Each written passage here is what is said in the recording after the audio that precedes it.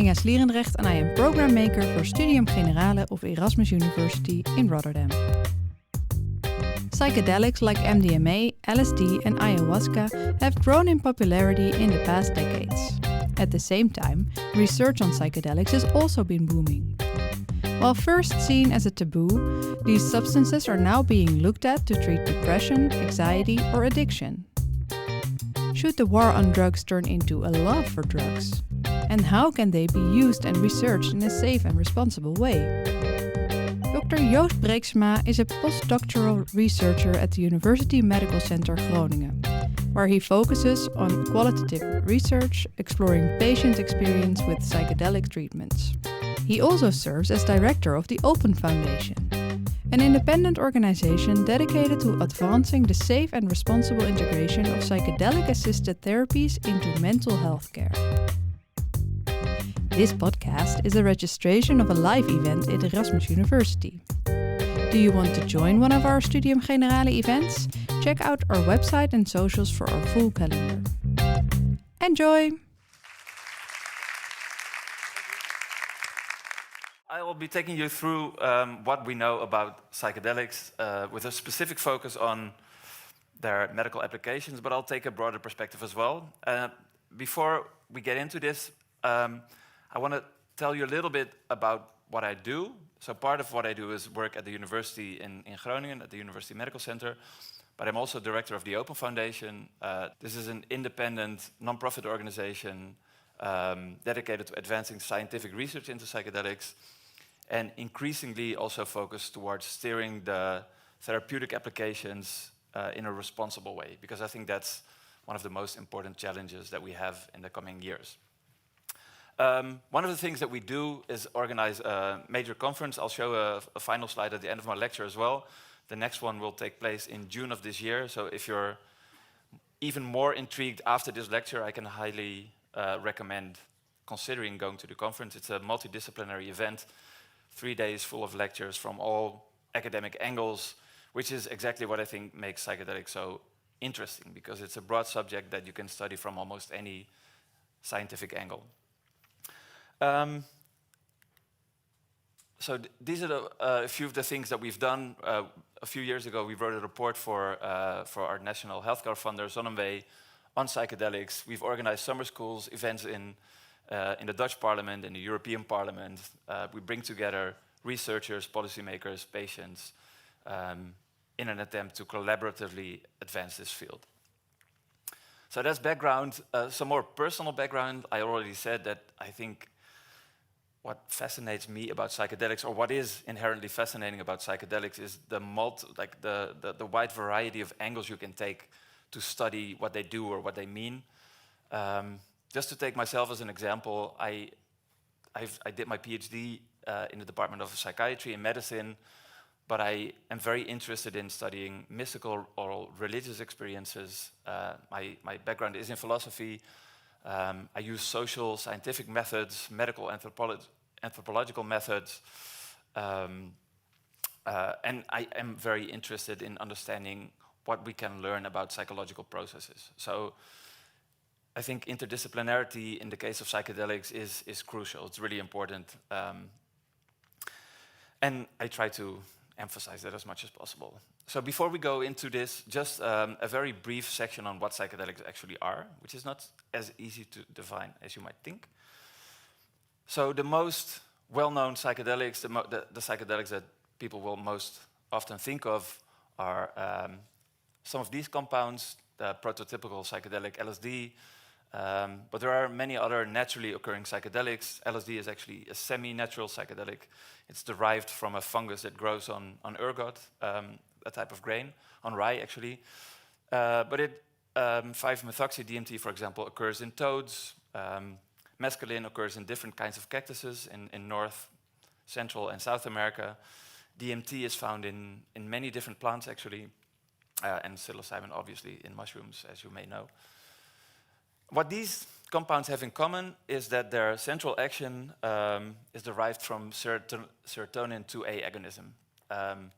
This big molecule in the middle right here is serotonin, and if you look closely at the different molecules, you can see that there's a basic structure of serotonin, 5-HT, that repeats. Mescaline is maybe a bit of an exception, but DMT very closely resembles serotonin, and we know by doing studies where the serotonin 2A receptor is blocked that there is no psychedelic action. So exactly how this works downstream, we still don't know exactly, but we do know that a lot of the action is derived through 2A agonism. And these are what we call serotonergic or classical psychedelics. There are other compounds that we can also call psychedelics, or we can disagree about whether they are psychedelics or not, but they resemble the effects of classical psychedelics. So there is a significant overlap in the kinds of experiences that people report when taking these compounds. So a few examples are salvia divinorum, which has a salvinorin A, which is a very complex compound. Cannabis, for those of you who have experienced an overdose of oral cannabis accidentally, they may have had a quite psychedelic experience. Ketamine, which is used quite a bit, also in therapeutic settings, can be considered psychedelic. People will disagree with me on that one. The same is true for MDMA or for ibogaine, which are different compounds in different categories in their own right, but can be considered to be included in the definition of psychedelics. I won't go into too much detail, but there are differences in the way, in their pharmacological structure, their chemical structure, and their pharmacological action for these different compounds. This is a great publication if you're interested in this. And what the majority of these compounds have in common, the naturally occurring ones, is that they have a very long history of traditional use. There are long existing traditions around the use of psychedelics in West Africa, in Gabon, around the use of ibogaine, for example, in North America for peyote, in South America for the San Pedro cactus. Ayahuasca, I think, is the most well-known example for most people in the Amazon basin, and a wide variety of tribes and populations in Brazil, Ecuador, Peru, and other countries. So just a little bit about how psychedelics work. I won't go into too much detail. I just heard from David that you had a lecture by Michiel van Elke a couple of years ago, whose work this is. But very roughly, you can understand the action of psychedelics on a number of different levels: pharmacologically, neurally, neurobiologically, and psychologically. And you could add an existential or more spiritual, mystical component to that. That doesn't necessarily correlate with any of these methods or theories. And as you can see, for each of these levels, there are different explanatory models on how psychedelics work. And these don't always agree, and findings from different kinds of studies don't always align either. And I think time is too short to go into too much detail about this, but just to give you an idea on the level of knowledge we have currently about how psychedelics actually work. So there are different studies, and the work is still ongoing. So I think summarizing it very briefly, what psychedelics do, I think what we can say is that psychedelics cause brief but rapid alterations on the level of consciousness, on perception, on one's emotional state, on cognition, on understanding the world. Insights, for example, are an example of that. And on a more spiritual, existential level. And this is a spider graph. This is not from a scientific study, but someone who pulled together different graphs from the 11 dimensions of altered states of consciousness questionnaire and mapped them over one another, just so you can have a kind of sense of how these different compounds compare in terms of phenomenology. So if you look at the blue lines, these are LSD and psilocybin, the classical psychedelics. MDMA is the green one. There's much less disembodiment with MDMA than there is with ketamine, for example, which is known to produce a kind of state of dissociation between mind and body, where people feel like they become separate from themselves, from their bodies. And MDMA, also, again, for those who have had experience with MDMA, a blissful state is much more common in MDMA than in the others. And I think, big picture, what you can tell from this graph is that there is substantial overlap on specific domains, but there are also important differences. And these differences are relevant to how they are applied in a therapeutic context as well. This broad variety of effects that psychedelic cause, and I think that the reason I didn't list like a whole range of them is because it's almost exhaustive. There are big differences on how people experience psychedelics, from very hellish experiences to blissful, heavenly experiences. Sometimes they're very cognitive, sometimes they're just embodied emotional or spiritual, and everything in between.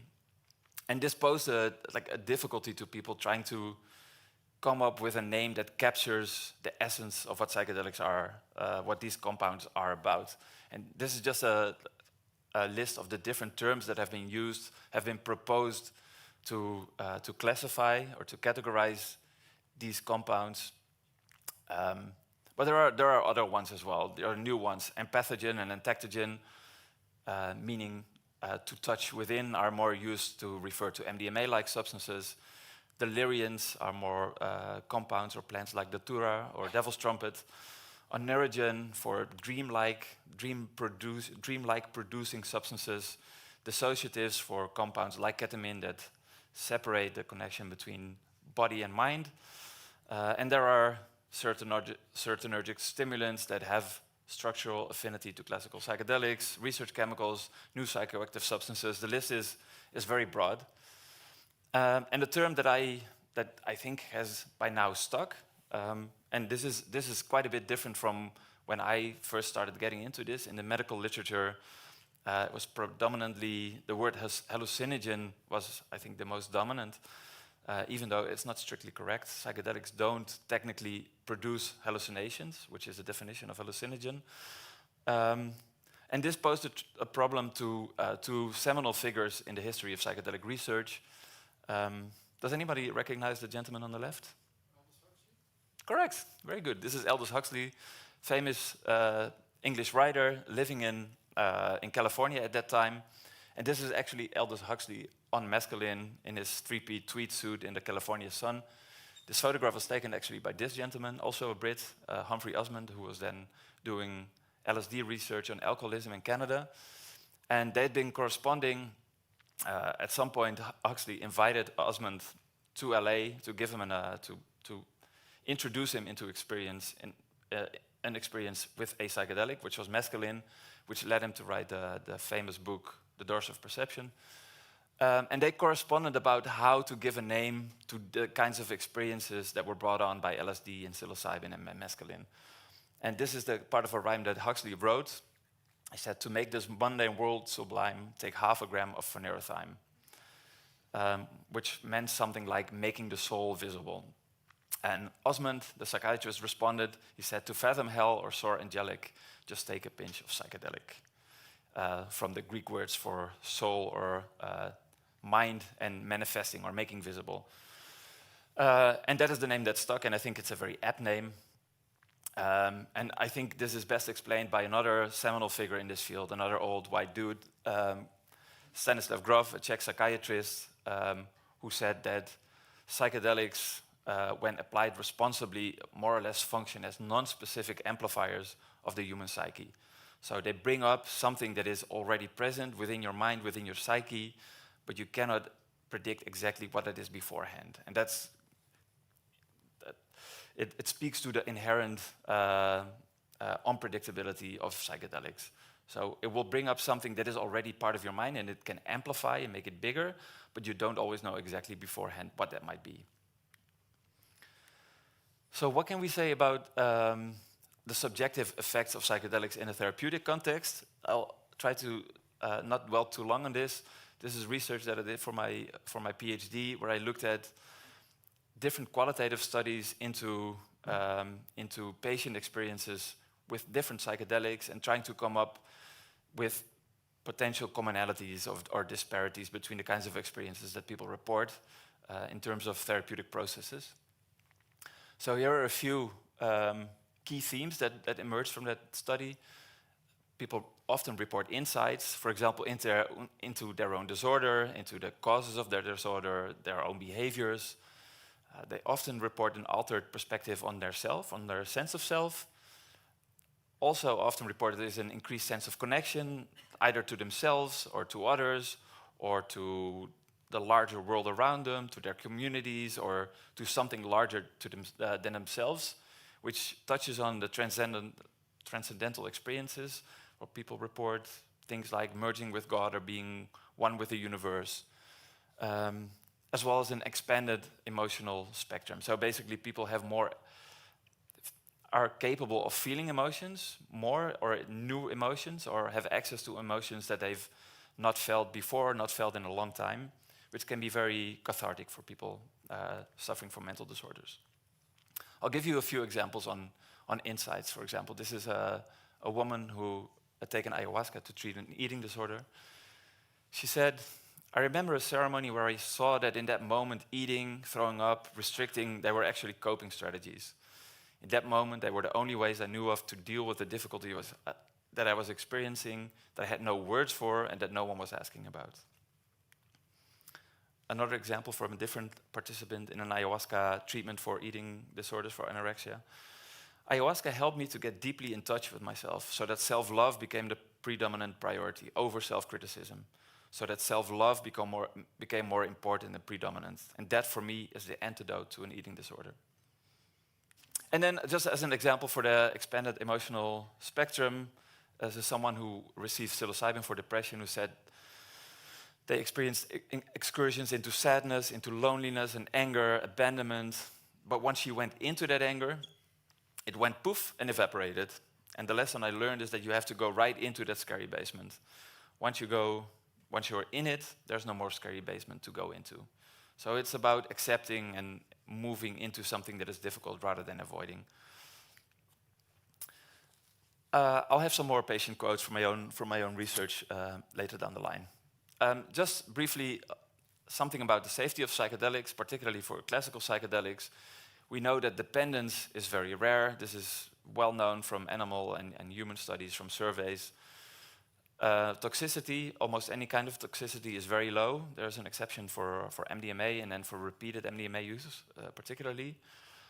There's a disorder that's called HPPD, which is hallucinogen persisting perception disorder, where some people report that they have persistent visual things that stay with them long after the effects of the drugs have worn off, sometimes for weeks and for months, which causes significant distress to them. It's rare. It's mostly reported in uncontrolled use, so not in clinical context, but it does occur, and we don't exactly know how this is brought on. But it's quite specific to psychedelics, but also to MDMA use.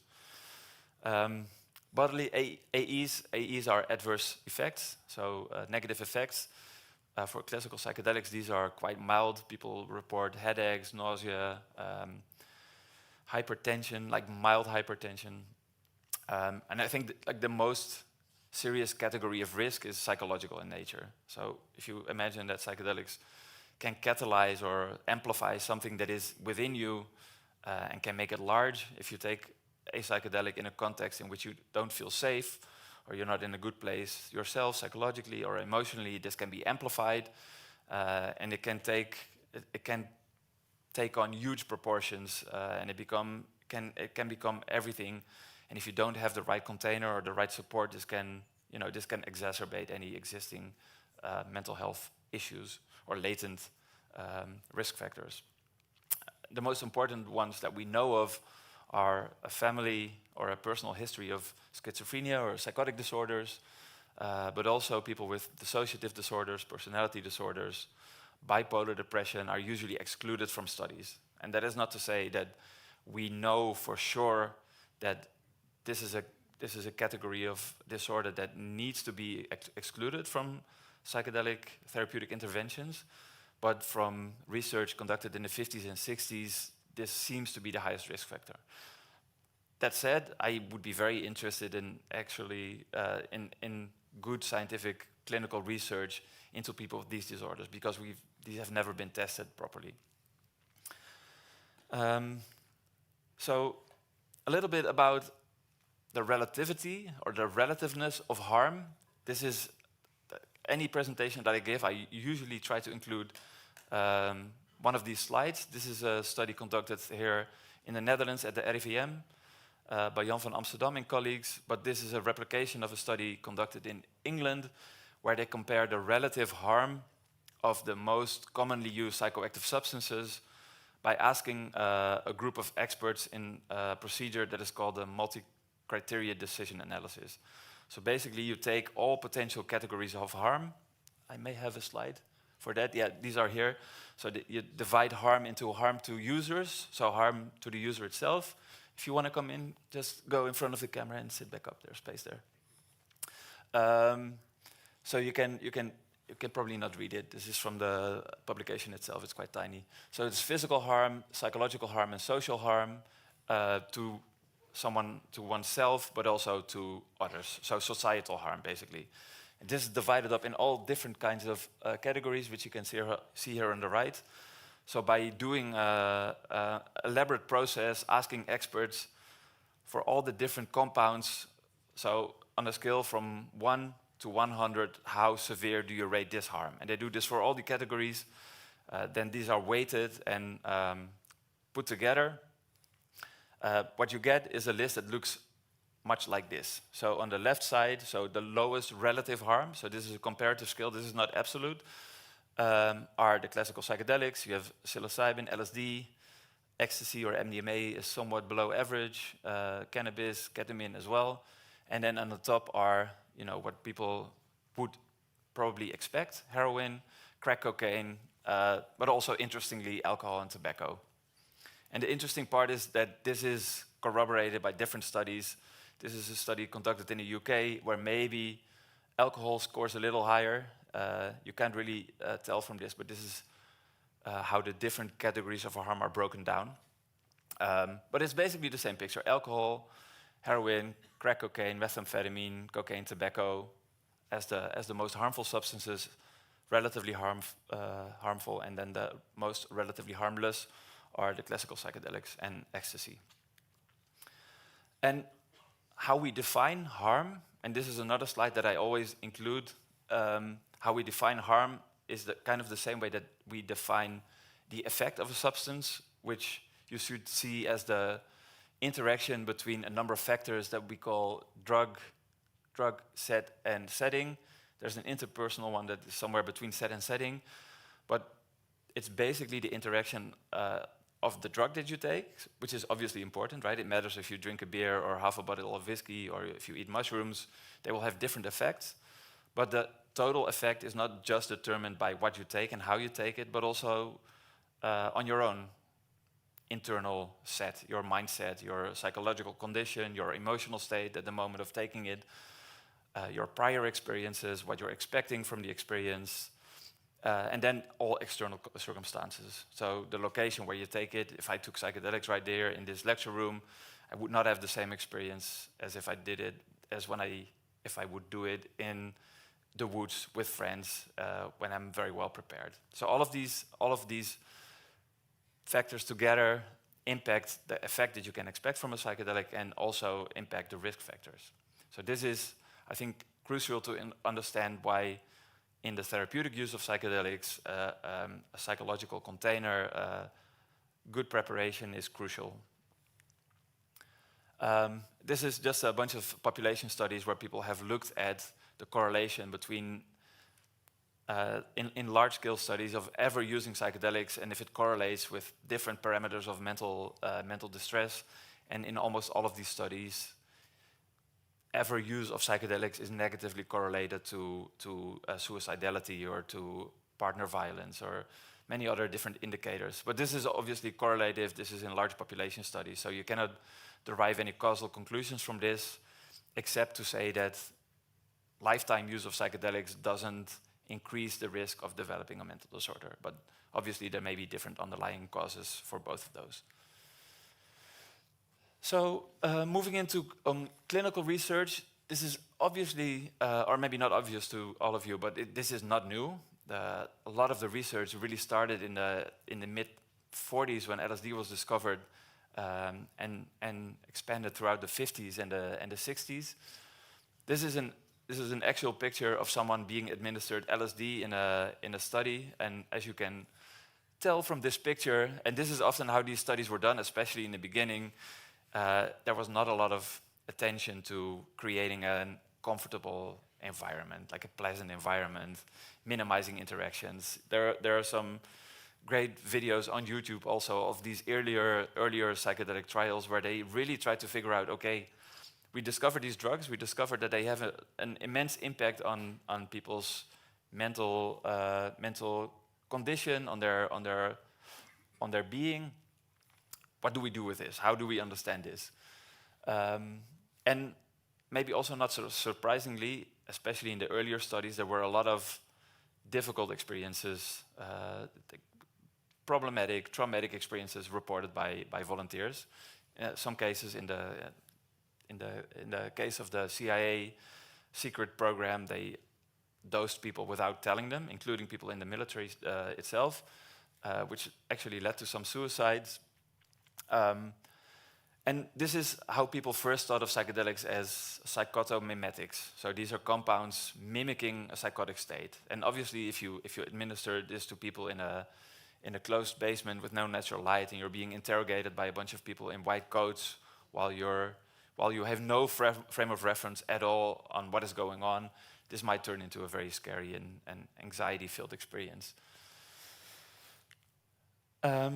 And there was a lot of research in the 50s and 60s, a lot of clinical research into psychedelics as well, and a lot of relatively positive outcomes. This is a graph from a few years ago, looking at the effect on prohibition on scientific publications. So you can see that scientific publications rose immensely, and then around 1967, 1968, all psychedelics were banned, and doing research on psychedelics became almost impossible, and in the cases that it was still possible, it was considered career suicide. And this was mostly associated with outside use of psychedelics, particularly in the counterculture, where the use of psychedelics was related or maybe used as an excuse to clamp down on human rights movements, women's liberation movements, anti-racism movements, particularly in the US, but this had a global effect. And as you can see, a lot of the research dropped down almost completely until the mid-2010s. And we'll get there in a moment. And I think a lot of the recent hype around psychedelics is due to one book in particular. And if I can ask all of you, who of you here has read How to Change Your Mind by Michael Pollan? Okay, that's only a few. Okay, interesting. I had expected more. So I think this book was an enormous catalyst. This came out in 2018. It's a book by Michael Pollan. It was subsequently made into a Netflix mini documentary. It's a great book, but Michael Pollan is also a great journalist. He's an excellent writer, and he really popularized the whole interest in psychedelics, or catalyzed it, or catapulted into the I wouldn't say the stratosphere, but like he made it substantially larger.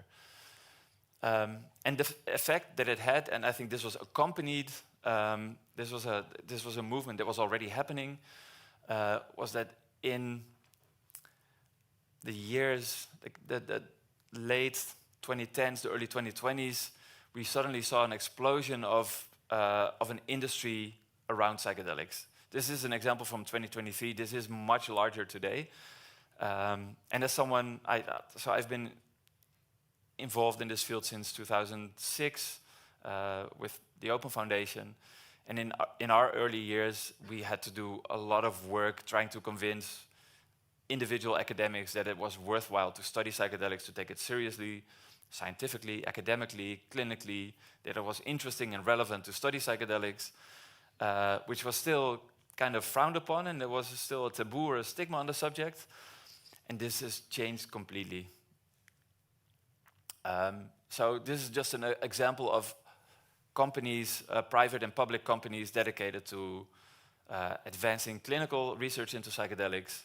But there's a whole industry that evolved around psychedelics, including training organizations. We are, as part of Open, we organize a training as of last year, training future psychedelic therapists as well, and I think it is needed. But there's a whole industry that evolved around it, which is, I've kind of gotten used to it now, but the difference between the early days where, you know, this was kind of a stigma, and I knew I could count the people who were seriously interested in psychedelics on my two hands, as to now where it's impossible to keep track of the scientific publications around psychedelics, but also the organizations dedicated to clinical research. And this is a probably unreadable but very interesting graph. I'll show you I'll explain a little bit what this is meant to indicate. So this is a bullseye chart developed by Psychedelic Alpha, who's keeping track of all of these developments. This is just to give you some insight into what is happening in the clinical research field. So this tracks the different stages of clinical research from preclinical research. You can see the graph on the left, from preclinical to phase 1, phase 2, phase 3, and phase 4 research. The bullseye here in the middle, that is phase 4. That is when a substance has been approved and it can be used therapeutically. And if we zoom in a little bit, this is the most recent one. This was published last week. And just to show you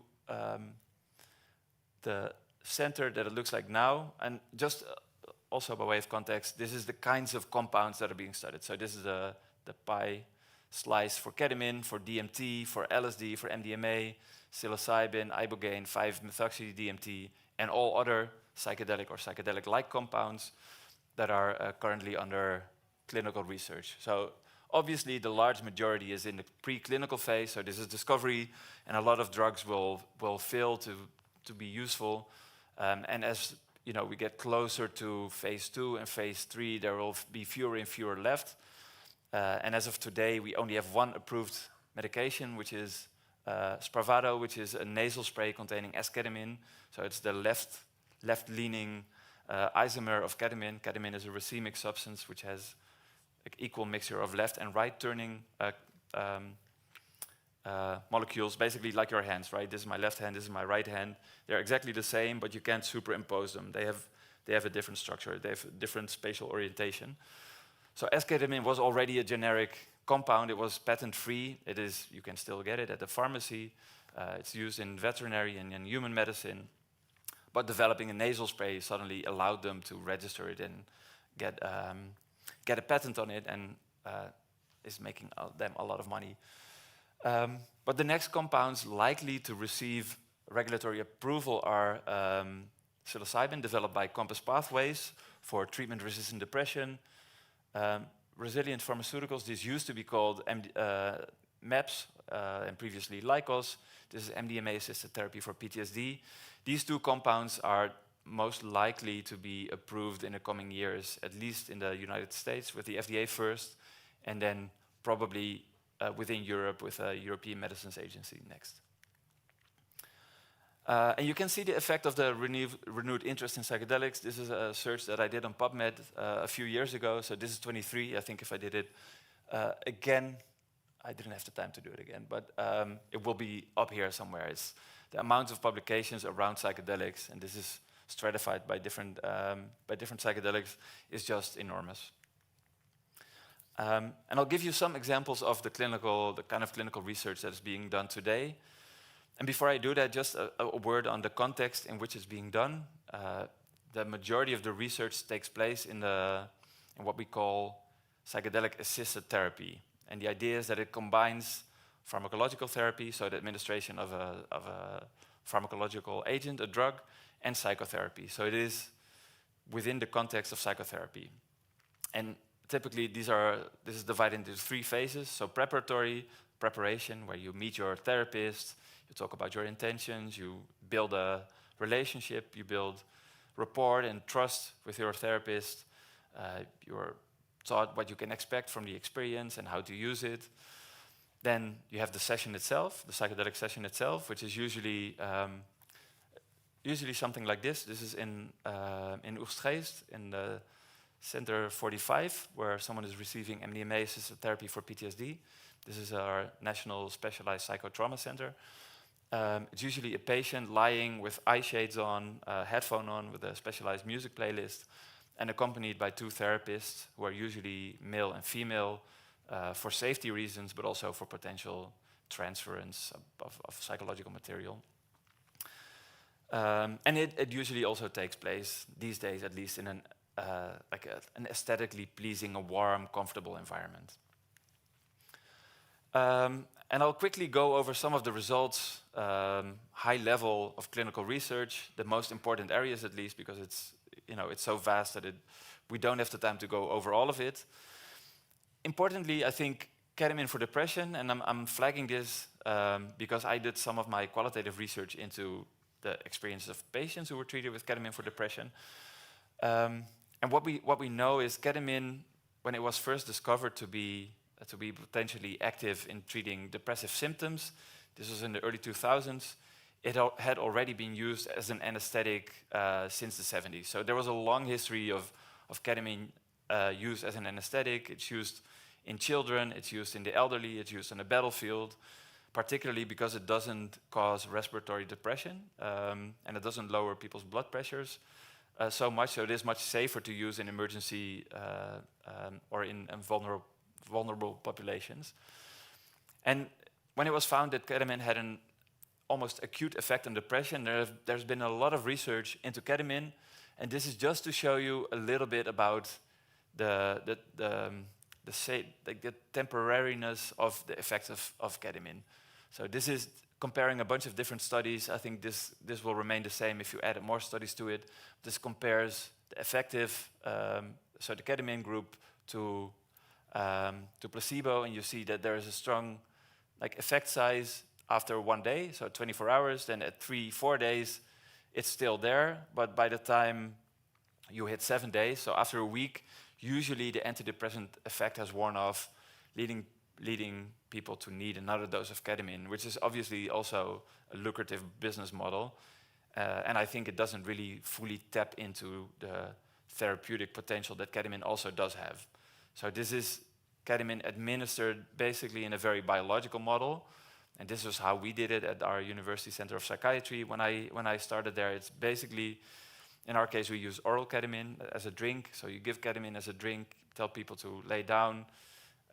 They return back to earth after an hour, 90 minutes. But there was no support around it. And it was in a bare room, and nurses would come in at 30, 40 minutes to do blood pressure checks. But they wouldn't really check in with patients, how they were doing, what they were experiencing.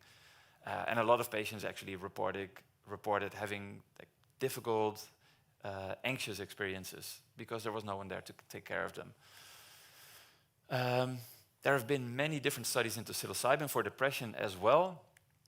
I won't go into all of them. This is an example of the long-term outcomes of the different studies and the different outcome measures of depression that are used. So you can see these are all different outcome measures for depression. The MADRS is the most used. And there are quite some differences, and these differences can partly be explained by what they're compared to. So if you compare psilocybin for depression against waitlist, so half a group gets nothing, gets on a waitlist, half a group gets psilocybin, obviously it does much better. So this is a much stronger effect than something that is closer to the middle line. So this favors placebo, this favors psilocybin. If you compare it to psychotherapy as a control, so you give half the group psychotherapy and no psychedelic, and you give the other group psilocybin and some psychotherapy, the effects are already a bit less strong. If you use an active dose, this was actually the first study that they didn't have a significant outcome. This compared psilocybin to escitalopram, an antidepressant, and SSRI.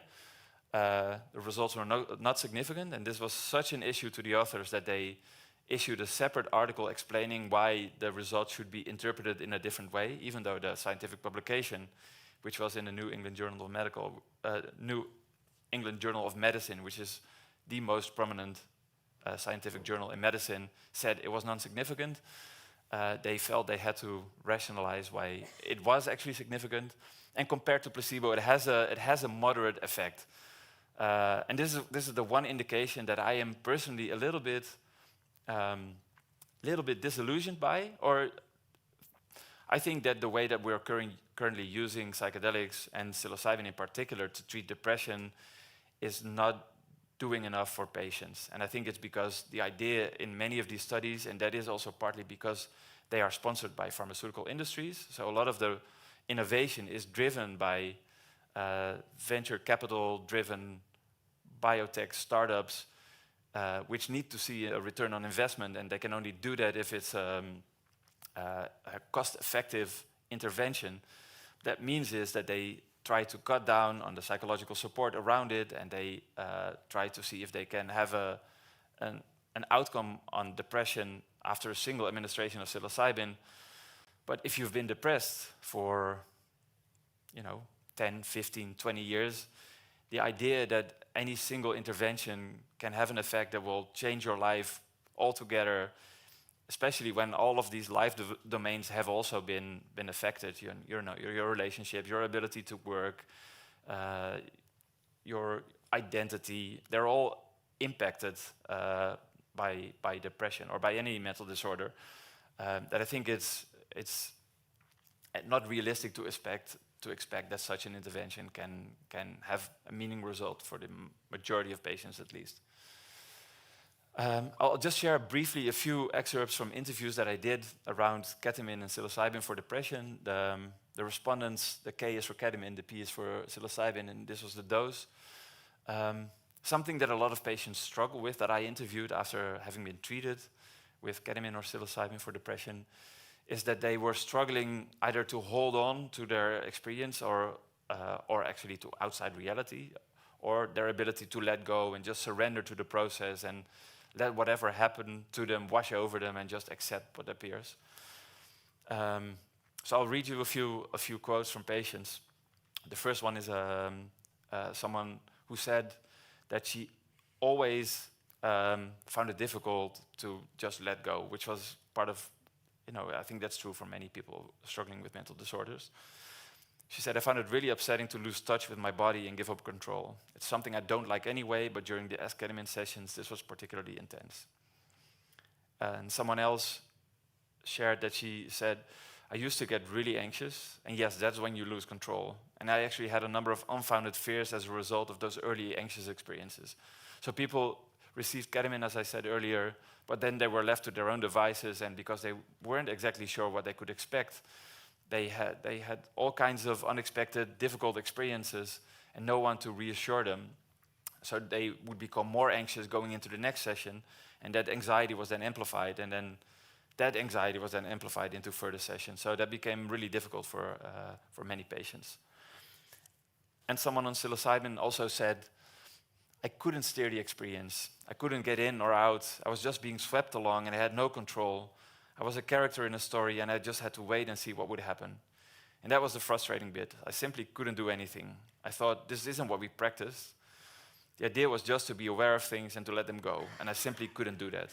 And if this is your first experience, and 25 milligrams of psilocybin is a big dose of psilocybin, so it's an intense psychedelic experience, it's not so strange that it's difficult for people to just surrender to the experience, because it's a whole different, new, scary thing. And this, for many people, this was the only experience that they got in the context of treatment. So it's not like, okay, something is brought up and now this is something that I can dive into and learn from and explore further in therapy. This was the only experience that they had for many of them. Bless you. An indication that I do think holds immense promise is the treatment of psychedelics for people suffering from end-of-life distress or end-of-life anxiety. There are many different studies that have been done into this, and they all share, very, very decent effect sizes. And I think it's also explicable in the sense that psychedelics often cause these experiences that people feel becoming part of something larger than themselves. They have mystical, spiritual, or religious type experiences.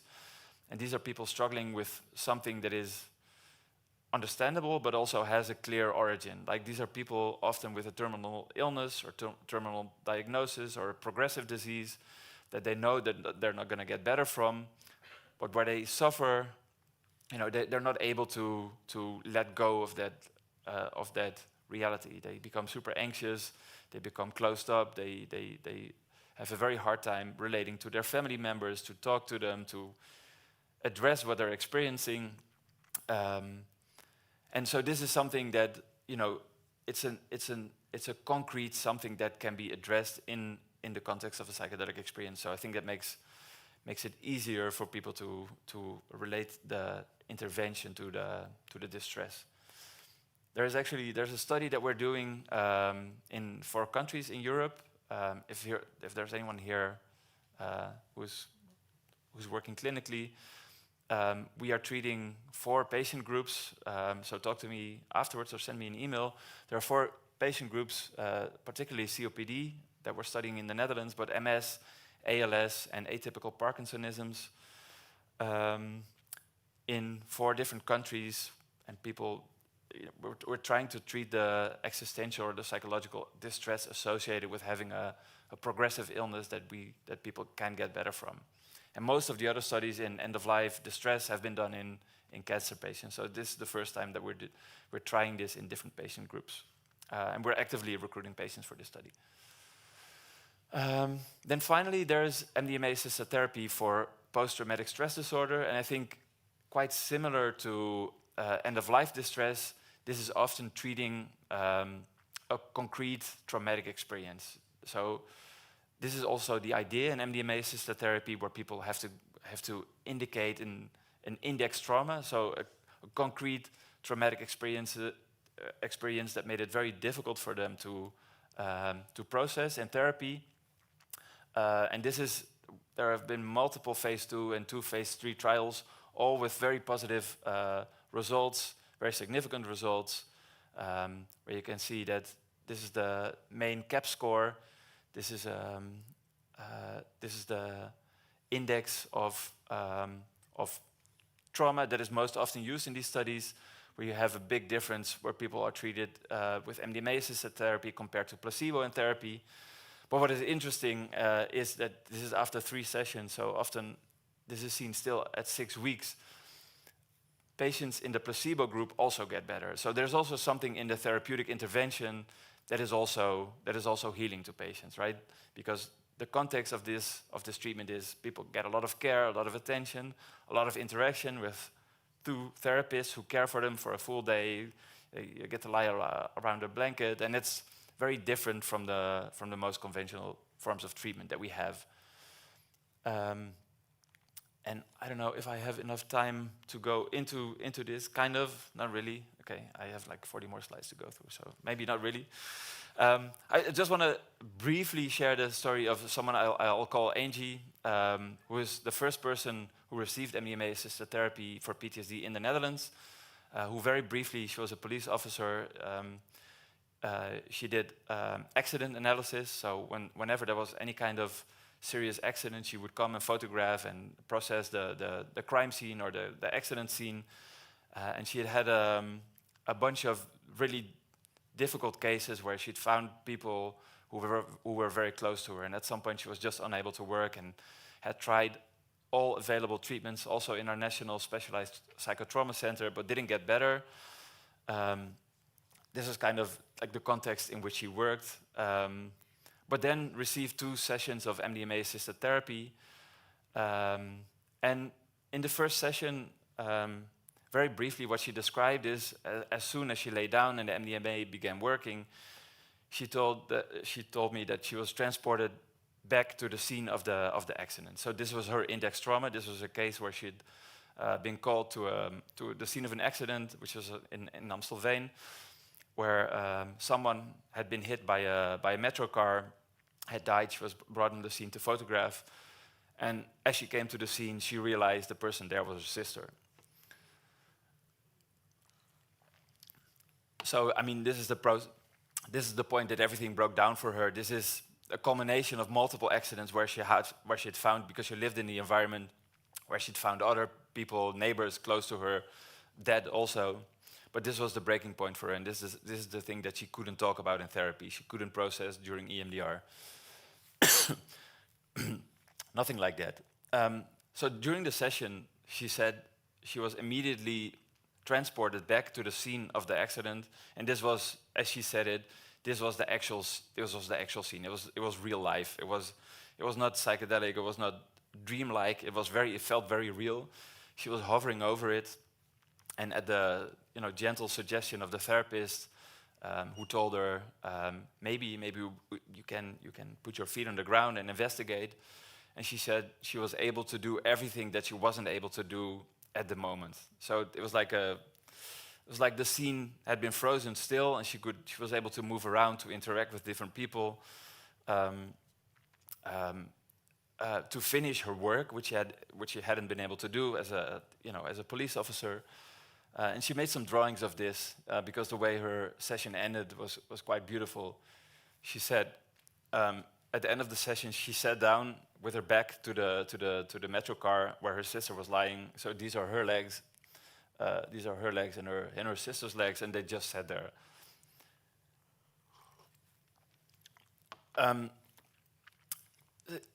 They just sat there together, and she said her sister was not as she remembered her, but as she actually was, just mangled and very much dead. But she said this was enough for her to process and to say goodbye. So it was an opportunity for her to process this experience, this traumatic experience, and be okay with it afterwards. And I notice always when I talk about it, I get my voice cracks up a little bit because it still touches me, and I think there's a power in sharing these patient experiences that brings across the potential impact of these treatments that like sharing stats like this just doesn't do. Okay, I think I don't have time enough. 5 minutes? I can very briefly go over this. I'll go back into dry material again. Sorry for the abrupt change of scenery. Just to explain how psychedelics are regulated legally, the majority of psychedelic compounds are found on list 1. And I notice I mixed parts of my presentation around. I'm noticing this is a very abrupt jump. The majority of psychedelics are listed in our Opium Act on list 1. The exception is mushrooms, maybe nitrous oxide, if you consider that a psychedelic. They are on list 2 of our Opium Act. The big exception is psilocybin, which is in the Netherlands. This is a very Dutch thing. These are regulated according to 3 different acts. Psilocybin and psilocin, the molecules fall under list 1 of our Opium Act. As of 2008, the mushrooms themselves, they were banned by the Balkenende government, by Ab Klink, who was then our Minister of Healthcare. They were banned and are now in list 2. But truffles, which are part of the same organism, they have the same active ingredients, which are these 2, are completely unregulated. So by default, they fall under the Commodities Act or the Warenwet. So if you ever wondered why you're able to buy truffles in smart shops in the Netherlands, which are completely legal, and there are not even age checks in all the smart shops, that is why. Something else that I think is worth noting, and given the audience, this may not be as obvious as someone who's in the middle of this field. This is what is called the Gardner hype cycle, which addresses the enthusiasm about technological innovation, and I think it applies to psychedelics as well, where there's a new intervention discovered. The enthusiasm and the hype is enormous, so there's a peak of inflated expectations, which I think is kind of still the case with psychedelics, even though for some people in the middle of it, I think we are getting to this low point, this trough of disillusionment, particularly for psilocybin for depression. And then we get into a period where people become more realistic about the expectations, about what the actual promise or potential of psychedelics really is, and then we get this to a plateau where we're able to actually implement things. And I think this is very much the case for psychedelics. I skip over this very quickly just to illustrate what the hype does, and I think this is the case for anyone who works in psychedelics who works with psychedelics in a clinical context. We receive a lot of emails from people who are suffering from something that they cannot get relief from with conventional treatments, and they've heard about psychedelics, they've watched a documentary, they've read an article in a newspaper or a scientific journal, or the neighbors told them about it. And the way that psychedelics or psychedelic treatments are spoken of is usually very enthusiastic and very glowing. There are a lot of high expectations and a lot of hope, and especially for people who find themselves full of despair otherwise. So they're looking for treatments, and the options are very limited. In the Netherlands, currently, it can only be done in the context of clinical research. I'll try to wrap up. And none of the psychedelics, like the actual psychedelics, have been improved yet. So there is a risk, and this is particularly the case also here in the Netherlands, that people who are desperate look for betterment elsewhere. And there's a wide variety of non-medical use contexts in the Netherlands. If you go to, this is a website that lists all kinds of retreats, including psychedelic ones. I filled in the Netherlands here. The location is the Netherlands. You get 218 different retreats, and I know for a fact that not all of the psilocybin truffle offering retreats are in here. So there's a lot of choice, and this is just for psilocybin truffles. There are private guides, there are retreat organizations, there are kind of full wellness experience for personal growth or for spirituality. So this is the kind of retreats that you can find. There are ayahuasca churches in the Netherlands. This is Santo Daime, which is an approved, recognized church. But there are ayahuasca ceremonies, shamanic ceremonies as well. This is the one that I find the most problematic. This is a subset of facilitators who target people who are looking for therapy. And therapy involving psychedelics is not approved, it's not legal, and I think it's particularly problematic if it's offered by people who are not therapists themselves or don't have therapeutic training, but do target people who are desperate and who are looking for something and who are the most vulnerable populations. And I think this is an example of this. As you can see from the scientific research, the results are not all promising. There's a lot of nuance there, and I think a lot of the promise of psychedelics actually comes from the assisted therapy part, so from the psychotherapeutic container in which it's offered, and not an effect of the drug itself, and then suggesting that it can be used for depression or addiction or for social anxiety or for PTSD or trauma is very, very misleading and potentially dangerous.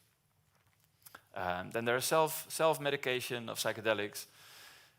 As of the past few years in the Netherlands, we also have ketamine-assisted psychotherapy, so not just ketamine as a biological pharmaceutical, but in the context of assisted psychotherapy. These are all real billboards in the US, so this is kind of the scary scenario where you could get into with ketamine. These are real pictures of ketamine kind of wellness spas where you pay thousands of dollars for a ketamine infusion, IV infusion in these kinds of environments. And then I will try to skip this just to say that also in the Netherlands there are a lot of developments to try and regulate this professionally. There's a report by the State Committee on MDMA 2 years ago which proposed making a compassionate use program for MDMA for PTSD because of the promise and because of the huge unmet need with people who suffer from PTSD, and also on a European level. Finally, okay, I did actually make it through my slides. I just want to say we recently got a grant at the UMCG in a big European consortium to conduct interdisciplinary training for 16 PhDs around psychedelics. So just emphasizing this interdisciplinary part.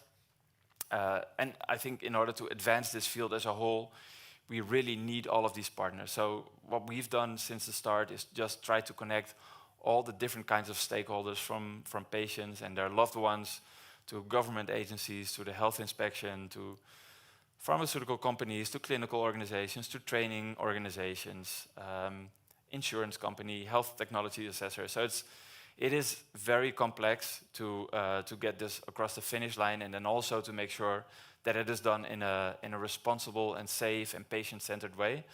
But I think that is the major challenge that we have ahead of us.